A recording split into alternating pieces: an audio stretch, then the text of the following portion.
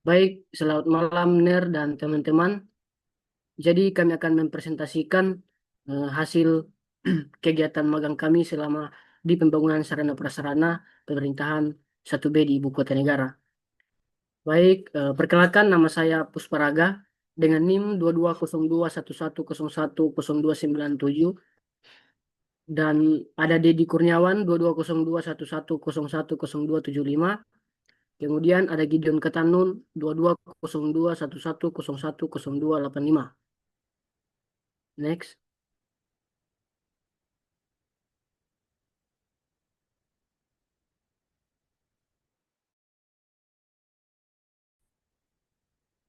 Adapun latar belakang di mana praktik kerja atau magang ini merupakan salah satu mata kuliah wajib untuk mahasiswa khususnya Fakultas Teknik jurusan Teknik Sipil Universitas Samratulangi Manado. Selain memenuhi kegiatan akademik, praktik kerja ini diharapkan agar dapat bersinergi antara dunia pendidikan dan dunia kerja. Magang program studi Teknik Sipil merupakan bagian dari program magang Teknik Sipil Universitas Samratulangi Manado. Program ini merupakan program yang mencakup 3 program mata kuliah, diantaranya praktik kerja teknik sipil atau PKTS 13 SKS, kuliah kerja terpadu atau KKT 4 SKS, dan magang 3 SKS, yang dimana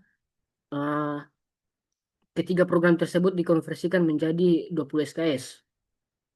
Nah, adapun tujuan magang setelah magang dilaksanakan hendaknya memberikan manfaat antara lain, yaitu yang pertama pengembangan hard skill dan soft skill, yang kedua hubungan kerjasama, yang ketiga tenaga kerja profesional, dan yang keempat pengenalan dunia konstruksi yang nyata selain teori di kampus. Next.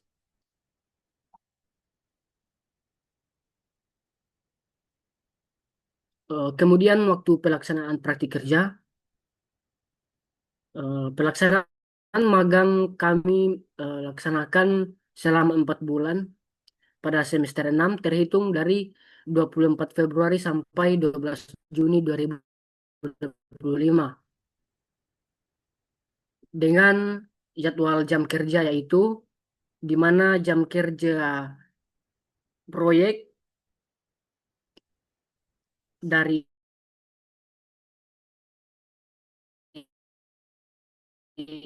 hari Senin sampai Minggu dibagi menjadi 3 shift. Shift pertama jam 8 sampai jam 5, kemudian shift kedua jam 6 sampai jam 10 malam, kemudian shift ketiga jam 10 malam sampai jam 3 pagi. Kemudian jadwal jam praktik kerja kami yaitu Senin sampai Jumat, di di mana dibagi 2 shift, yaitu shift pertama jam 8 sampai jam 12, kemudian shift kedua penyusunan laporan. Nah, ada pula di 23 Februari 2025 pengenalan proyek pembangunan Sarpras 1B sampai 23 Maret 2025 kegiatan manajemen konstruksi, adapun kegiatan tersirat laporan. Kemudian 24 Maret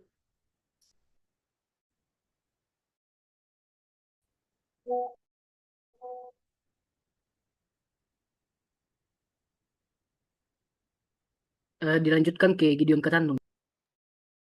Baik, kita masuk gambaran umum.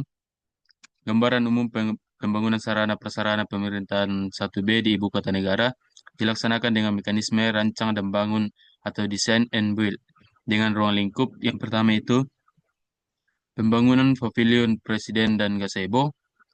Yang kedua itu pembangunan masjid kepresidenan. Yang ketiga itu penataan kawasan. Yang keempat itu pekerjaan jalan dari pintu gerbang sisi barat 1 menuju ke Istana Negara dan lapangan upacara. Yang kelima itu pekerjaan atap penutup kolam kolam renang. Yang keenam itu pekerjaan holding gazebo. Next. Adapun tujuan pembangunan dari pembangunan sarana prasarana pemerintahan 1B di Ibu Kota Negara adalah tersedianya sarana dan prasarana di kawasan pavilion presiden gazebo, dan Masjid Kepresidenan yang memadai sebagai bagian dari lokasi kompleks Istana Kepresidenan di IKN yang tepat mutu, waktu, dan biaya serta memenuhi persyaratan teknis meliputi persyaratan tata bangunan dan persyaratan keandalan bangunan gedung dan menerapkan prinsip bangunan gedung hijau.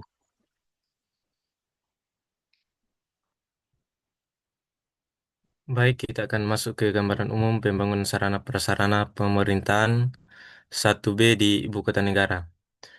Letak proyek terletak di kawasan Istana Kepresidenan, Kecamatan Sepaku, Kabupaten Penajam Pasir Utara, Provinsi Kalimantan Timur. Kemudian instansi pelaksana yaitu pemberi tugas Kementerian Pekerjaan Umum, Direktorat Dirjen Cipta Karya, kontraktor pelaksana yaitu Kerja Sama Operasi PT Adikarya, PT Utama Karya, dan PT Penta Rekayasa. Kemudian konsultan manajemen konstruksi yaitu Kerjasama Operasi PT Elsade Servocons dan PT Teknik Konsultan. Kemudian sumber dana dari APBN tahun anggaran 2023 sampai 2025 dengan pagu tahun anggaran 2023 sebesar 106 miliar 804 juta 655 ribu rupiah. Kemudian pagu tahun anggaran 2024 sebesar 452 miliar 299 juta 855 ribu rupiah.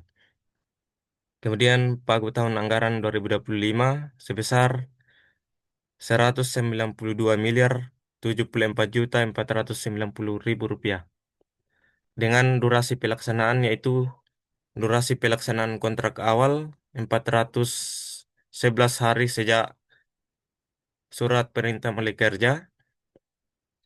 Kemudian durasi pelaksanaan adendum 582 hari kalender sejak SPMK. Kemudian durasi pemeliharaan 360 hari kalender tanggal mulai pada 17 November 2023, tanggal serah terima pertama pada 20 Juni 2025, kemudian tanggal serah terima kedua pada 15 Juni 2026. Dengan nomor kontrak awal yaitu HK.02.01 garing CB 24.5.5 garing 1355 tanggal 14 November 2023. Kemudian nilai kontrak awal 711 miliar 387 juta. Kemudian nomor kontrak adendum HK.02.01 garing CB 24.5.5 garing 363 tanggal 7 Mei 2025 dengan nilai kontrak adendum sebesar 750 miliar 51 juta rupiah dengan jenis kontrak yaitu lamsam dengan luas lahan proyek yaitu 112.000 meter persegi atau 11,2 hektar.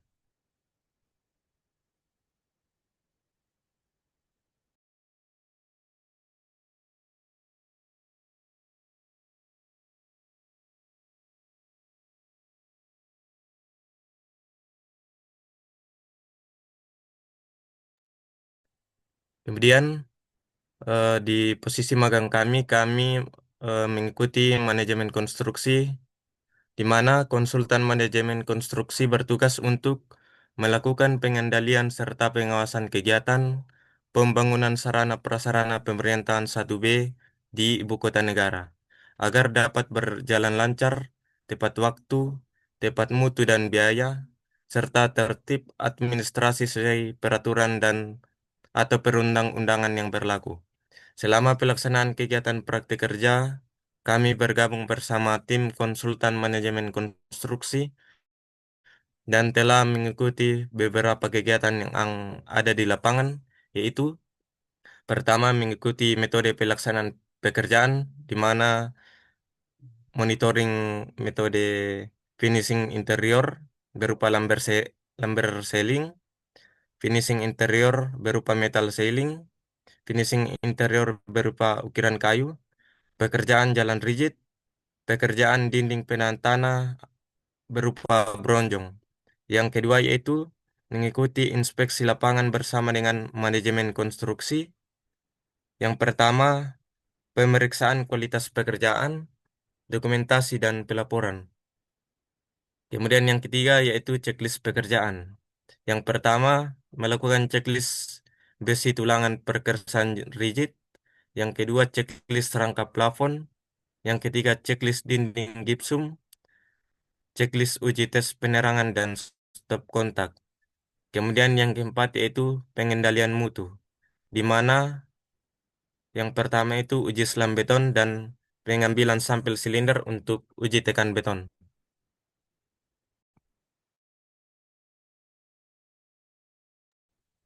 Eh, baik, adapun metode pelaksanaan kegiatan interior yang kami eh, laksanakan atau kami monitoring selama kegiatan magang kami itu, yang pertama metode pekerjaan membersering area selasar, di mana eh, yang pertama persiapan alat dan bahan, di mana alat yang digunakan itu meteran, water pass, pensil, gergaji mesin, kompresor, dan nalgan. Kemudian bahan ada lamber sering, rangka holo, sekrup atau paku tembak dengan cat. Kemudian tahap kedua pekerjaan persiapan. Pada tahap ini dilakukan pemasangan rangka holo dengan jarak 40 kali 40 cm sebagai penopang dalam pemasangan lamber sering nantinya. Eh, Setelah pemasangan rangka holo, terlebih dahulu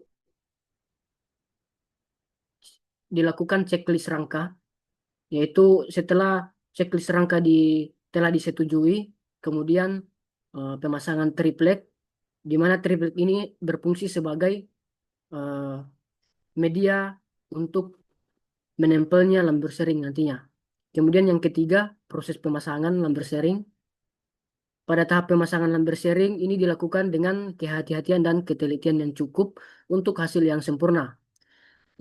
Lamber sering ini em, yang digunakan itu menggunakan ukuran 10 cm kali 244 cm dengan tebal 1 cm dengan cara ditempelkan di permukaan triplek dengan menggunakan bantuan bahan perekat atau lem box dan juga paku tembak, dan dipastikan setiap sambungan rapat dan lurus.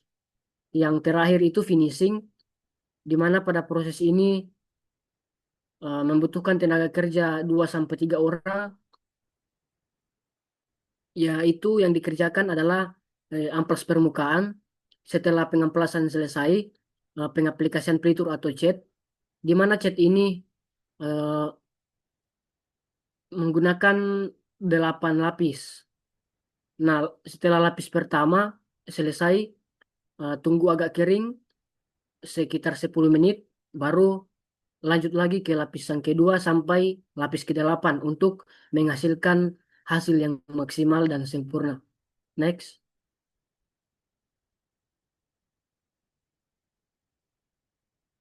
Kemudian metode pekerjaan metal sailing area ruang serbaguna atau home theater, di mana di tahap pertama persiapan alat dan bahan. Alat yang digunakan teodolit, benang, obeng, bor, auto level laser, meteran, gunting, pisau cutter, gurinda, scaffolding, penggaris, spidol. Kemudian bahan ada metal sealing, rangka holo, sekrup, dan cat. Kemudian tahap kedua pekerjaan persiapan, periksa gambar kerja dan spesifikasi teknik, kemudian bersihkan area kerja dan pastikan struktur atas siap untuk pemasangan hanger.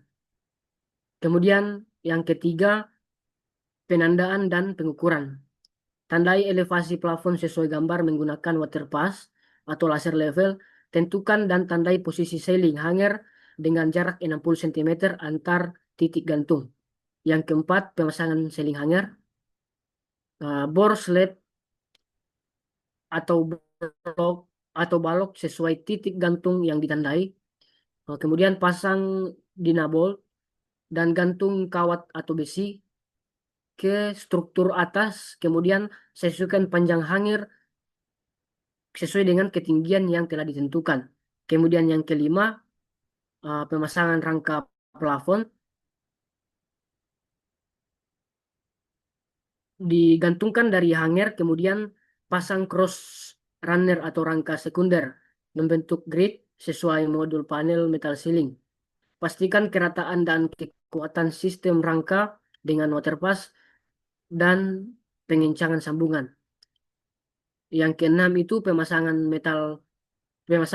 panel metal ceiling. Pemasangan metal ceiling ini dengan sisi muka di luar. Jangan memasang panel yang tidak sempurna, rusak atau lengkung atau menekuk. Ikatlah panel secara bersama-sama sebagai sambungan ringan pada tepi-tepi dan ujung-ujungnya dengan kerenggangan sesuai ukuran metal strip 20 mm di antara dua panel. Kemudian yang terakhir itu finishing dan pembersihan, yaitu periksa seluruh area pemasangan. Yang pertama, kerataan, kekencangan, dan kebersihan sambungan. Bersihkan permukaan panel dari debu dan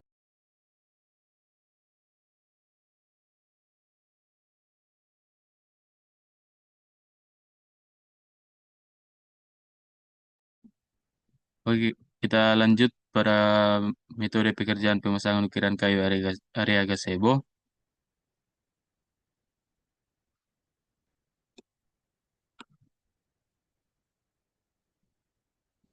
Pemasangan ukiran kayu pada kolom biasanya dilakukan untuk keperluan estetika, terutama pada bangunan yang menyelaraskan atau bertemakan alam dan peradaban manusia yang diaplikasikan ke dalam interior suatu bangunan. Yang pertama itu pekerjaan persiapan alat dan bahan.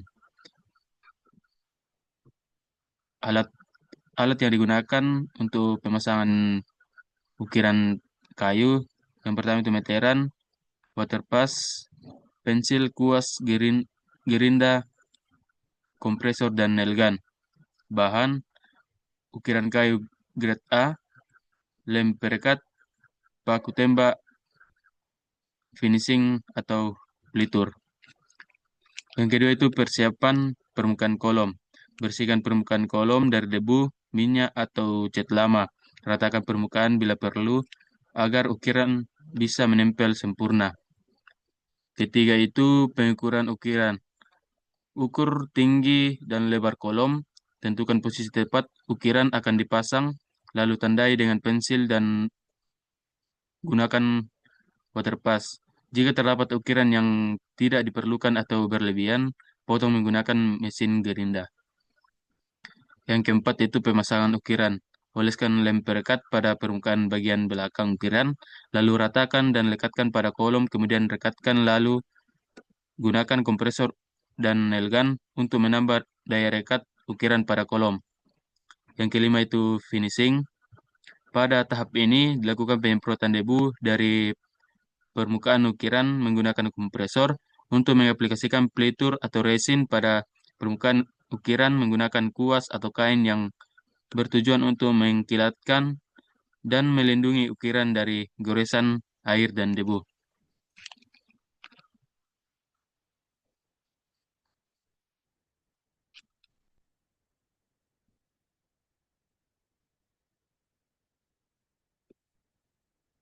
Kita masuk pada metode pekerjaan rigid, pavement, area stas 0 sampai 0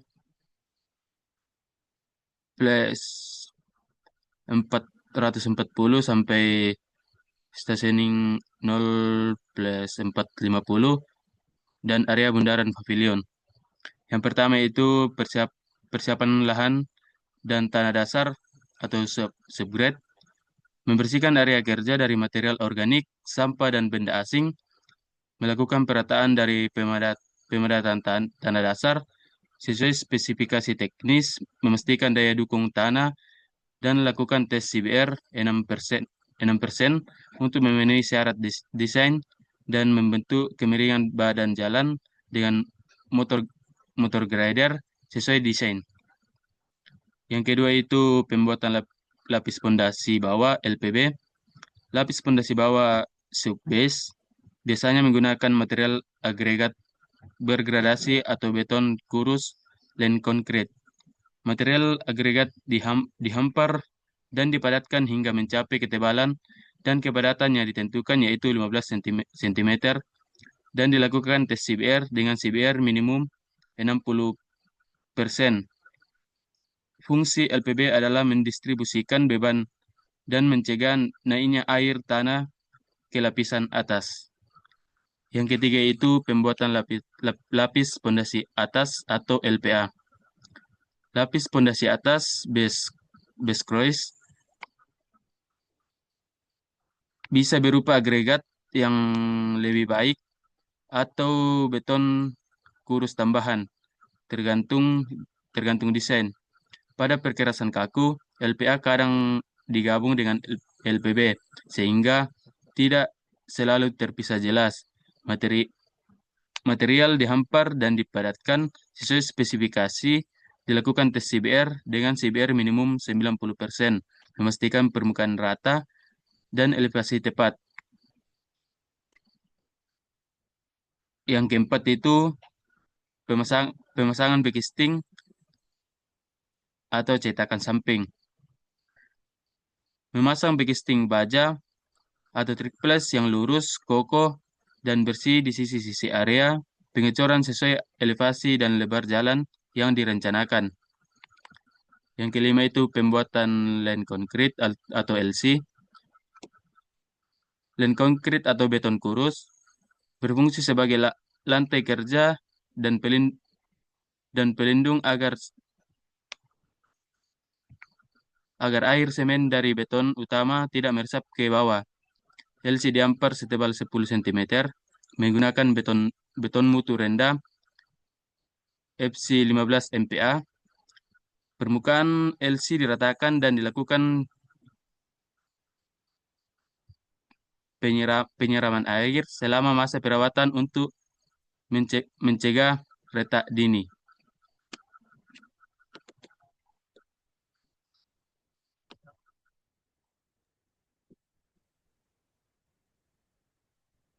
Selanjutnya tahapan yang keenam yaitu pemasangan backisting untuk pengecoran eh, lapisan penutup.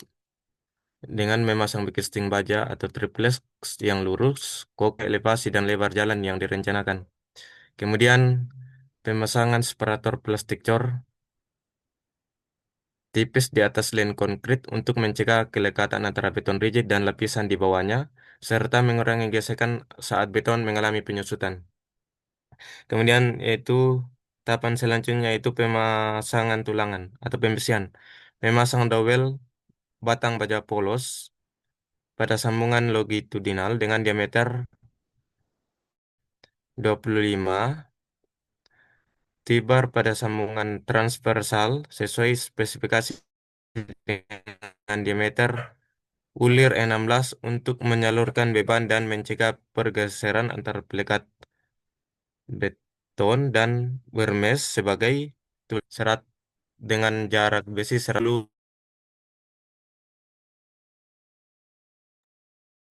Kemudian tahapan selanjutnya itu pengecoran lapisan penutup atau concrete slab. Setelah pemasangan tulangan, dilakukan pengecoran beton mutu tinggi FC 34 dengan selam 12/2 setebal 10-20 cm sesuai desain beton, dihampar, diratakan, dan dipadatkan dengan vibrator. Kemudian tahapan selanjutnya itu pemotongan sambungan atau joint cutting. Setelah beton cukup keras,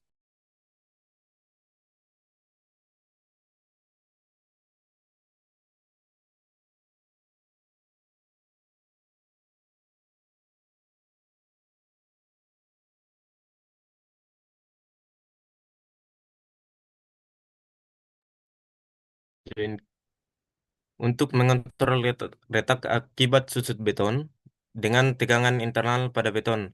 Adapun jenis sambungan yaitu transverse contraction joint atau melintang, dan longitudinal joint atau memanjang, dan expansion joint untuk mengakomodasi ekspansi internal menggunakan konkrit cutter atau mesin pemotong beton dengan mata pisau berlian atau diamond blade.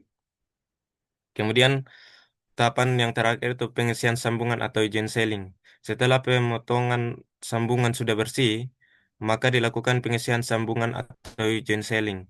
Pengisian sambungan genseling bertujuan untuk melindungi sambungan dari masuknya air, tanah, material asing, atau vegetasi, mengurangi risiko pumping atau pengangkatan akibat tekanan air, dan menjaga fleksibilitas gerakan antara plat beton.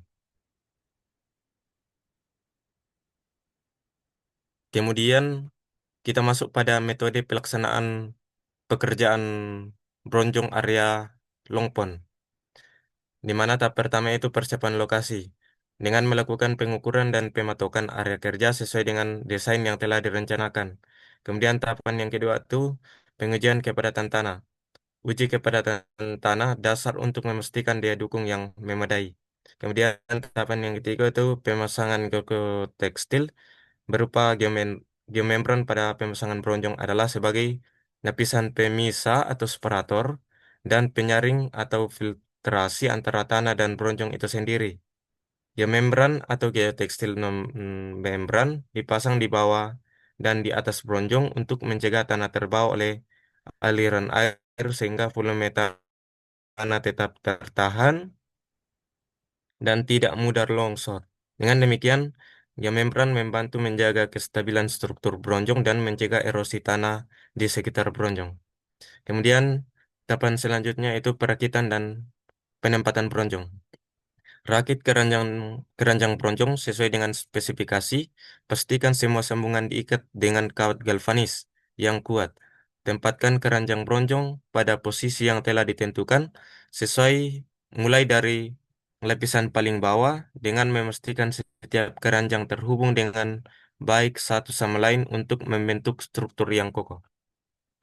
Kemudian tahapan yang selanjutnya yaitu pengisian batu. Isi keranjang bronjong dengan batu berurutan sesuai dengan spesifikasi. Biasanya batu kali dengan ukuran seragam. Tapi di proyek ini menggunakan batu bela.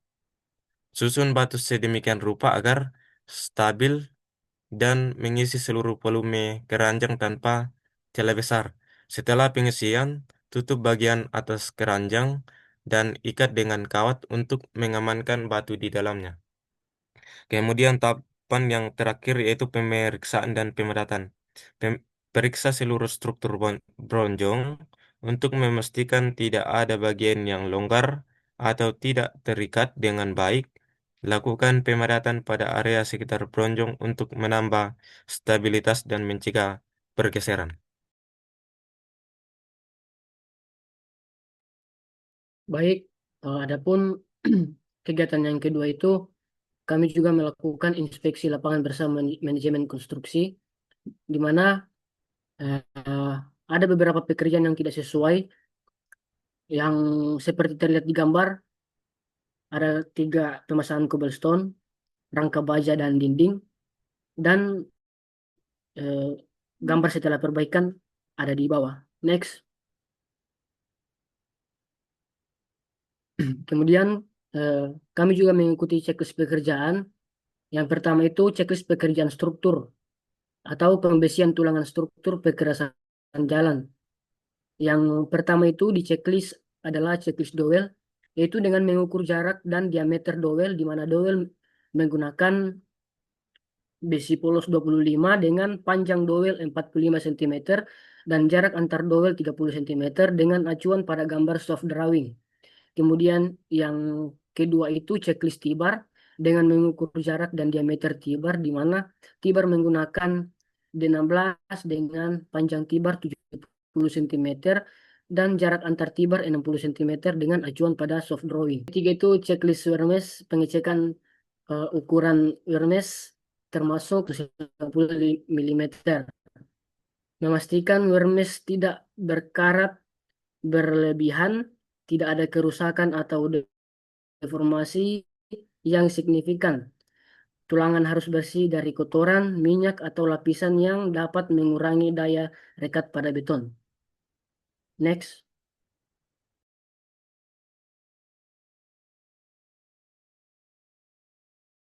Oke, baik kita lanjut pada checklist pekerjaan dinding gipsum.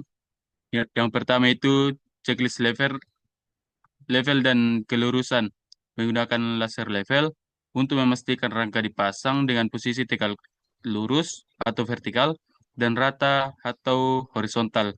Tujuannya untuk menghindari hasil akhir yang miring atau bergelombang yang akan mempersulit pemasangan papan gipsum dan finishing.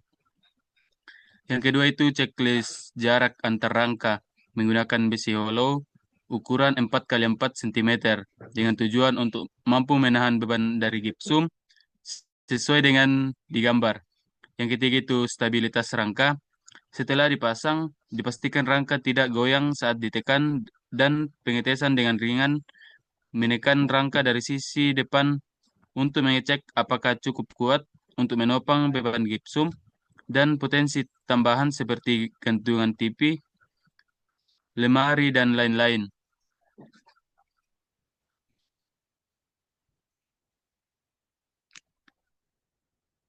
Kita masuk pada checklist pekerjaan plafon gipsum.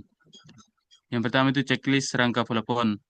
Menentukan jarak rangka plafon dengan jarak 40 kali 40 cm sesuai desain. Menggunakan rangka metal hollow galvanis, menggunakan alat ukur bantu seperti meteran, waterpass yang bertujuan untuk mengetahui jarak dan kelurusan rangka. Yang kedua itu checklist jarak plafon gipsum dengan lantai. Mengukur tinggi plafon gipsum yang rata untuk sesuai ketentuan. Menggunakan material gipsum board, menggunakan cahaya laser level, dan alat ukur bantu yang bertujuan untuk mengetahui kerataan sisi sudut-sudut dari plafon yang dipasang dalam suatu ruangan yang ada.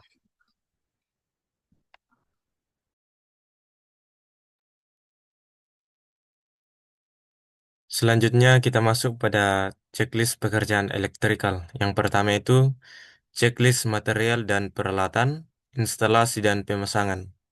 Bertujuan untuk memastikan semua material dan peralatan yang akan digunakan dalam instalasi kelistrikan telah memenuhi spesifikasi teknis, standar keamanan, dan tidak mengalami kerusakan fisik.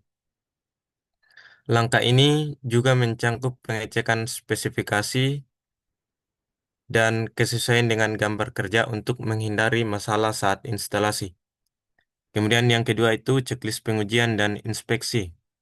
Bertujuan untuk pengujian terhadap sistem kelistrikan untuk memastikan fungsionalitas dan keamanannya, termasuk uji continuity, insulation resistance, tegangan, arus, dan proteksi. Kemudian kita masuk pada pengendalian mutu. Yang pertama itu pengujian beton atau eh, pengujian selamitas beton sebelum melakukan pengecoran. Pertama, pengujian selam beton dilakukan sebelum melaksanakan pengecoran dengan selam rencana 12+-2 dengan tujuan yang pertama, menentukan kelecekan atau workability. Kemudian, kedua, mengontrol kualitas campuran. Ketiga, deteksi kualitas beton segar. Dan keempat itu konsistensi antar bed. Kemudian alat dan bahan yang digunakan dalam pengujian selam ini yaitu pertama kerucut Abrams, batang pemadat, plat alas, sendok atau skop, dan mister ukur atau meter roll. Kemudian langkah-langkah pengujiannya itu Pertama, memastikan semua alat bersih dan bebas dari kotoran. Kemudian, letakkan kerucut Abrams di atas plat alas yang rata dan lembab.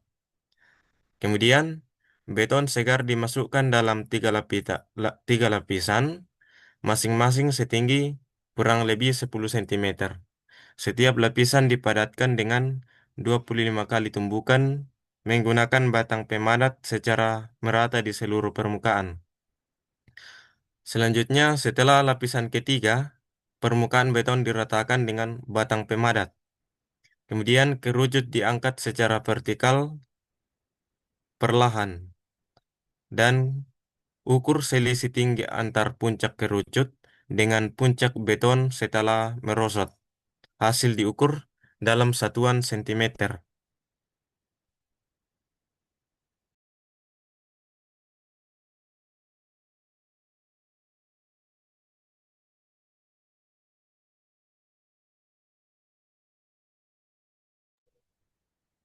Kemudian masih di pengendalian mutu, pengujian beton atau pengambilan sampel silinder untuk uji tekan beton. Nah, setelah melakukan pengujian selam untuk menentukan eh, konsistensi beton segar, langkah selanjutnya adalah pengambilan sampel beton dalam bentuk silinder sebanyak 9 sampel untuk uji kuat tekan, di mana alat dan bahannya itu cetakan silinder beton dengan diameter 15 cm, tinggi 30 cm, kemudian alat pemadat atau batang penusuk atau vibrator, kemudian minyak pelumas cetakan, dan terakhir itu beton segar. Dan kemudian yang kedua itu prosedur pelaksanaan. Yang pertama, cetakan silinder dibersihkan dan dilumasi dengan minyak agar beton tidak menempel. Yang kedua, beton segar dimasukkan ke dalam cetakan dalam 3 lapis. Setiap lapis dipadatkan sebanyak 25 kali tusukan menggunakan batang penusuk. Kemudian setelah cetakan penuh, permukaan diratakan dan diberi label identifikasi.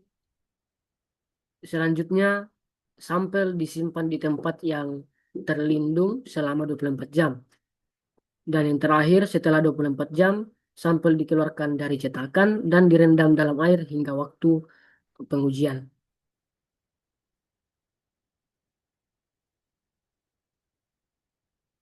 Nah, kemudian kita masuk pada critical thinking, di mana yang pertama itu critical thinking perbandingan antara teori dan praktik kerja terkait kontrak proyek.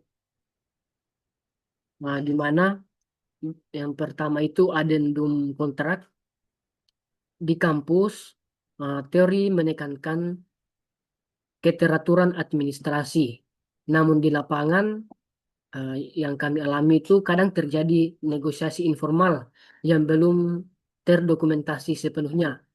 Jadi hal ini bisa menimbulkan resiko bila tidak segera diformalisasi. Jadi praktik lapangan menuntut kecepatan dan fleksibilitas, sedangkan teori menekankan prosedur. Kemudian design and build, yaitu teori mengasumsikan efisiensi dan sinergi karena satu kontraktor, namun realitanya koordinasi internal tidak selalu mulus. Dalam praktik, tantangan komunikasi dan tekanan dari pemilik tetap terjadi. Kemudian yang ketiga itu lamsam. Di kampus, lamsam terlihat seperti kontrak yang final dan tidak berubah. Tetapi saat kami di lapangan, seringkali kontrak lamsam bersifat dinamis, tergantung situasi di lapangan. Pemahaman bahwa risiko sepenuhnya di kontraktor dan ternyata tidak sepenuhnya berlaku ketika kondisi tidak terduga muncul. Dan yang terakhir itu pembayaran milestone. Teori di kampus bersifat ideal, artinya pembayaran milestone berdasarkan tahapan pekerjaan yang sudah dicapai dan disetujui dengan berpatokan pada kurva S sebagai acuan progres dan pembayaran. Tetapi yang kami dapatkan di lapangan, aspek administratif dan arus kas perusahaan memengaruhi kapan pembayaran benar-benar dilakukan.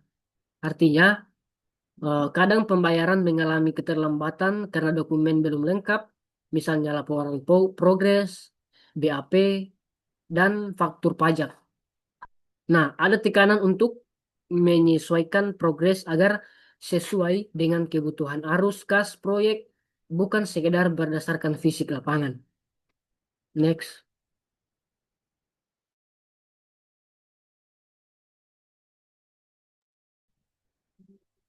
Kita lanjut pada critical thinking, perbandingan teori dan praktik terkait interaksi antara stakeholder di proyek. Teori kampus membekali kita dengan struktur dan kerangka kerja yang rapi, namun dalam praktiknya banyak faktor manusia, kepentingan politik proyek, serta tekanan waktu dan biaya yang membuat semua itu.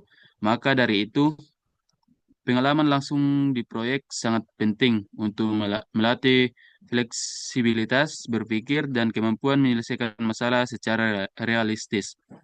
Pengetahuan teoritis tetap penting sebagai dasar, namun praktik menuntut kita untuk mampu menyesuaikan pendekatan sesuai konteks dan dinamika stakeholder yang terus berubah. Interaksi stakeholder menjadi jauh lebih kompleks di lapangan. Dibutuhkan kemampuan interpersonal dan negosiasi, bukan hanya pemahaman teknis atau prosedural. Maka dari itu, pengalaman langsung di proyek sangat penting untuk melatih fleksibilitas berpikir dan kemampuan menyelesaikan masalah secara realistis. Pengetahuan teoritis tetap penting sebagai dasar, namun praktek menuntut kita untuk mampu menyesuaikan pendekatan sesuai konteks dan dinamika stakeholder yang terus berubah.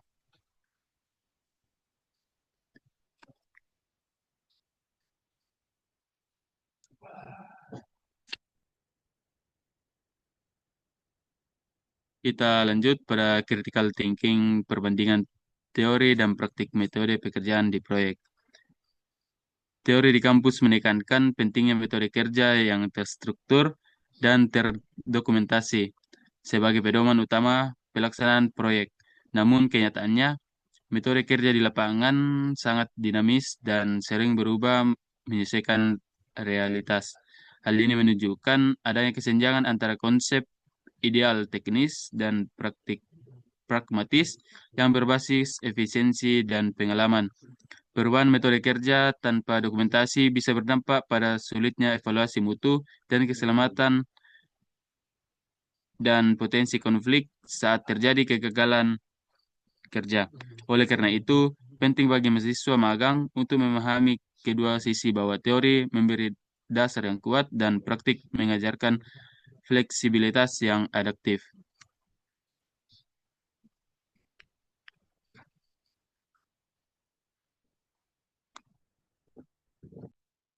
Selanjutnya, critical thinking, perbandingan teori dan praktik terkait interaksi antara stakeholder dengan mahasiswa di proyek. Teori kampus memberikan idealisme bahwa mahasiswa magang akan belajar langsung dari interaksi dengan semua stakeholder proyek. Namun, dalam praktik, realitas di lapangan menunjukkan bahwa keterlibatan aktif mahasiswa sangat bergantung pada inisiatif pribadi dan kepedulian pembimbing. Mahasiswa yang hanya menunggu diarahkan cenderung pasif, sementara yang aktif bertanya dan bersikap antusias akan lebih dilibatkan. Stakeholder proyek memiliki prioritas utama menyelesaikan pekerjaan tepat waktu, sehingga interaksi dengan mahasiswa magang bukan menjadi fokus utama. Oleh karena itu, kemampuan komunikasi, inisiatif, dan adaptasi mahasiswa magang sangat penting agar bisa mendapatkan pembelajaran maksimal dari interaksi yang terbatas. Selanjutnya ada dokumentasi kegiatan pengenalan administrasi proyek bersama dengan pejabat pembuat komitmen. Berikut terlampir dokumentasinya. Kemudian dokumentasi kegiatan pengenalan administrasi proyek bersama dengan konsultan manajemen konstruksi. Berikut dokumentasinya terlampir.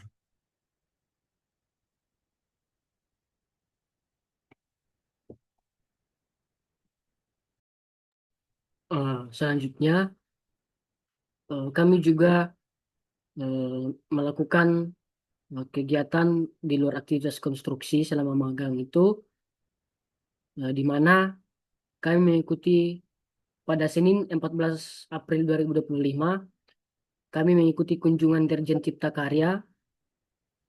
Kemudian Selasa 15 April 2025 ada kunjungan Wakil Menteri PU.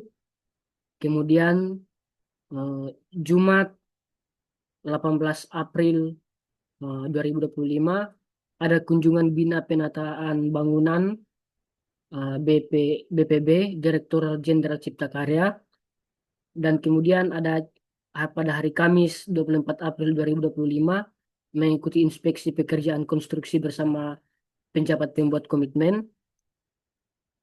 Kemudian Sabtu 26 April 2025 kunjungan Bina Penataan Bangunan BPB Direktorat Jenderal Cipta Karya. Kemudian Senin 28 April 2025 masih kunjungan Bina Penataan Bangunan BPB Direktorat Jenderal Cipta Karya. Next. Kemudian di Kamis 1 Mei 2025 mengikuti inspeksi dan monitoring rencana kerja harian dari Bina Penataan Bangunan BPB Direktorat Jenderal Cipta Karya. Dan Minggu 4 Mei 2025 kunjungan Bina Penataan Bangunan BPB Direktorat Jenderal Cipta Karya. Dan Jumat 9 Mei 2025 mengikuti inspeksi pekerjaan konstruksi bersama pejabat pembuat komitmen. Dan di Selasa 17 Mei 2025 kunjungan Wakil Menteri PU. Next.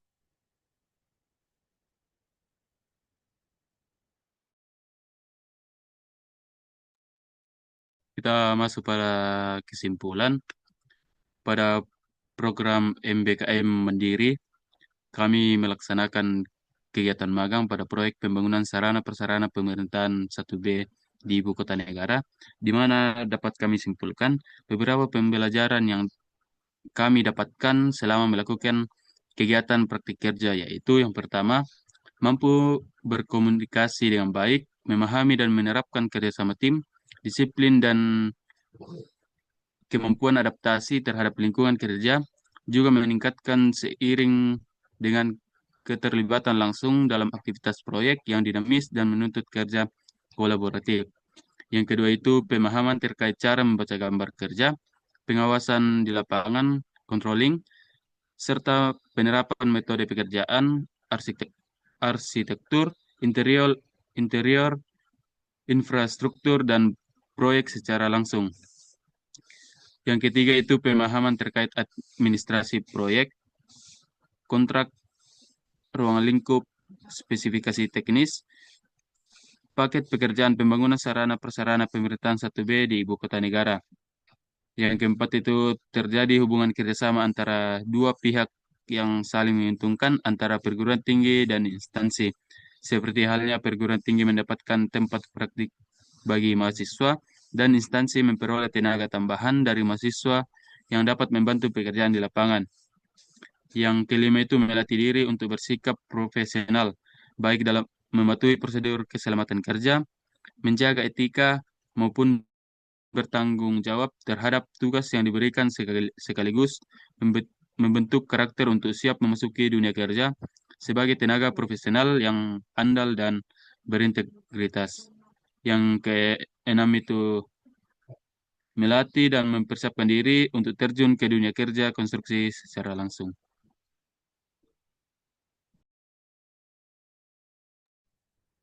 Baik, demikian presentasi kami.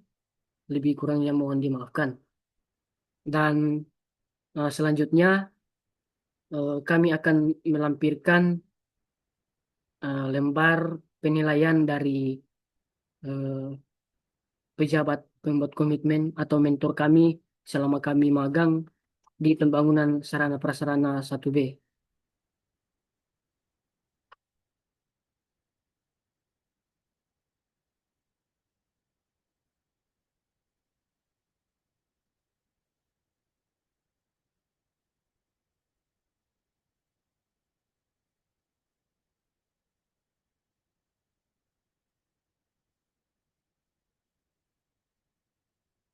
Eh, Baik, jadi ini ada lembar penilaian dengan nama Dedi Kurniawan dengan NIM 22021101010275.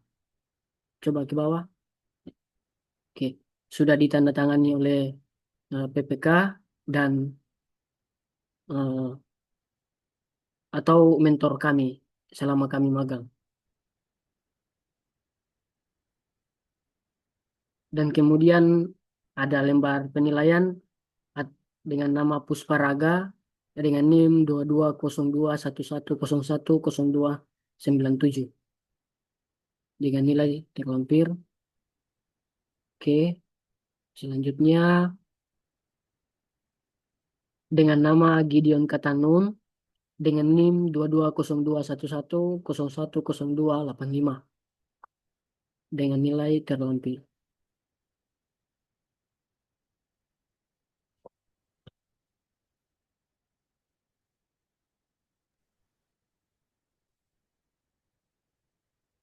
Selanjutnya, kami akan lampirkan daftar hadir pada saat pelaksanaan magang di proyek pembangunan sarana prasarana pemerintahan 1B di Ibu Kota Negara. Berikut adalah daftar hadir atas nama Pusparaka dengan NIM 220211010297. Berikut daftar hadirnya.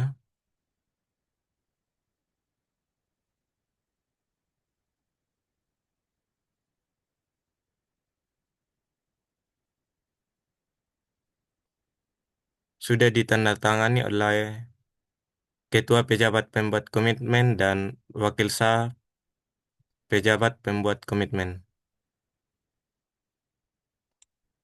Kemudian daftar hadir atas nama Dedi Kurniawan dengan NIM 220211010275. Berikut daftar hadirnya.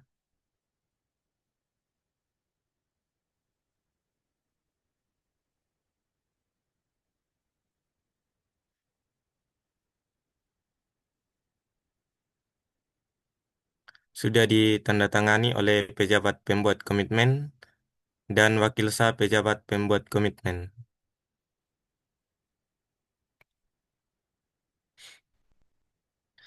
Kemudian daftar hadir atas nama Gideon Katanun dengan NIM 220211010285. Berikut daftar hadirnya.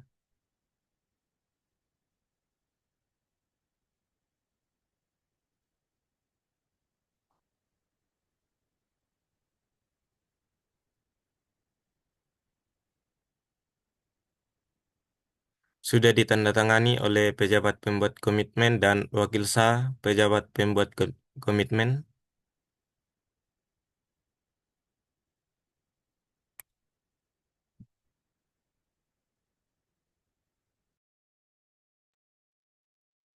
Berikut adalah sertifikat yang kami dapatkan saat magang di Balai Prasarana Permukiman Wilayah Kalimantan Timur.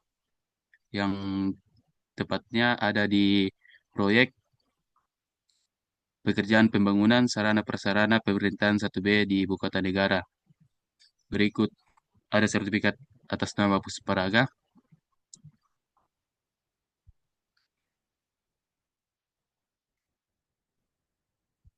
Berikut ada sertifikat atas nama Didi Kurniawan.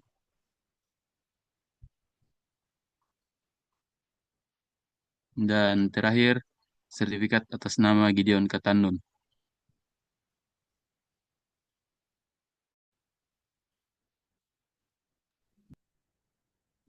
Baik, demikian presentasi kami, Ner dan teman-teman. Lebih kurangnya mohon dimaafkan dan terima kasih.